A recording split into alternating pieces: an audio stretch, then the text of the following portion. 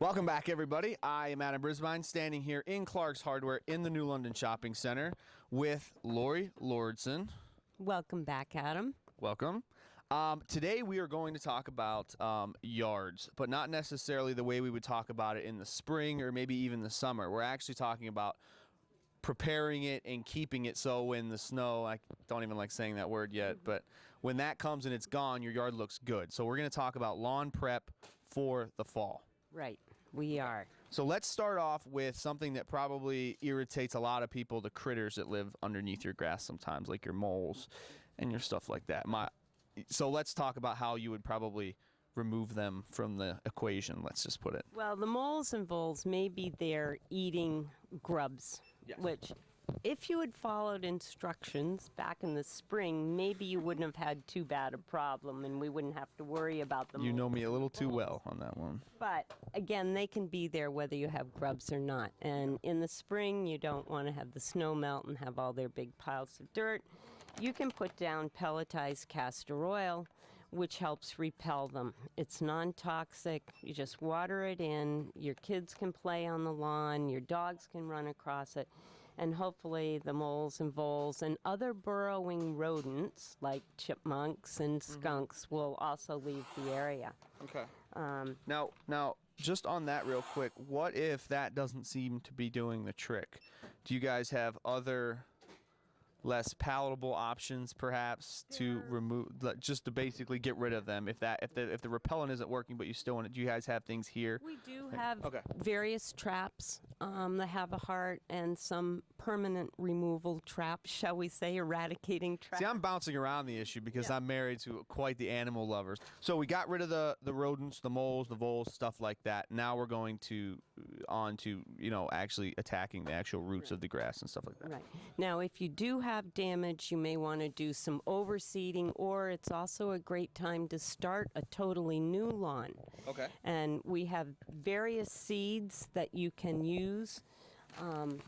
One thing to be careful of is what type of seed you're putting down. Okay.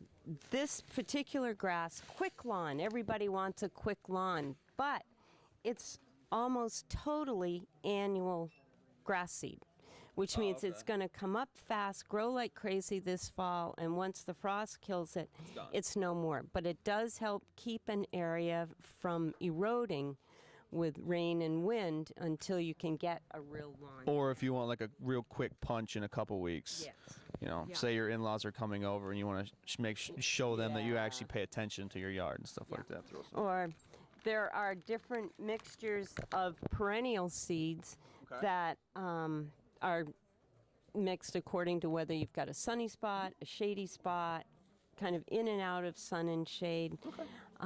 The important thing is that you scratch up the area first with the like the red rake over here. This rake works well for scratching up an area.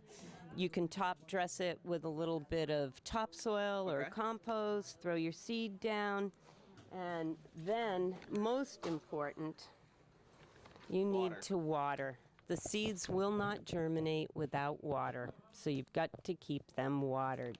Okay, so you're saying basically, if you have bare spots, if you have bare patches, maybe some yellow grass places like that, you actually want to basically treat the whole lawn with a rake, get all the dead stuff up, and then go and treat those areas before you actually do anything else to them. Okay. Yeah.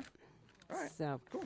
Now, this looks a little scientific for lawn care. Well, a lot of people come in and say, "Oh, I've got moss. I don't want moss. I want to grow grass." Yeah. Moss is usually an indication that the soil is really acidic. Okay.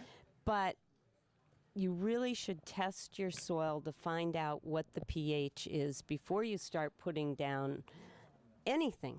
Whether it's in the garden or on a lawn, just don't assume that you need a 10-10-10.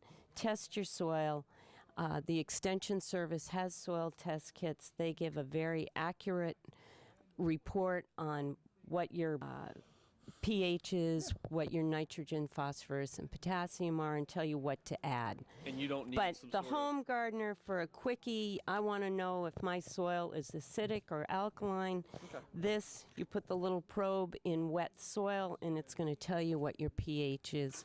Very cool. Or you can test your garden soils for pH, nitrogen, phosphorus, and potassium This with will that little obviously one. is almost like color-coded where you It can is. figure out that kind of stuff. Yeah. Okay. And they're somewhat accurate. All right, no problem. Give you a baseline anyway. No problem. Well, Lori, we're actually going to stop right here. We'll come back next week and talk about the actual fertilization, because I know there's a lot of weird numbers going on there. It can get kind of confusing, but I think we did a good job of tackling the prep work. Basically, before you would paint something, you want to prime it. So I think we got everything covered here. We'll come back next week and we'll talk about it. We'll pick your brain a little bit more in terms of the fertilizing stuff. Sound good? Sounds good to me. Thank All you. right, back to you.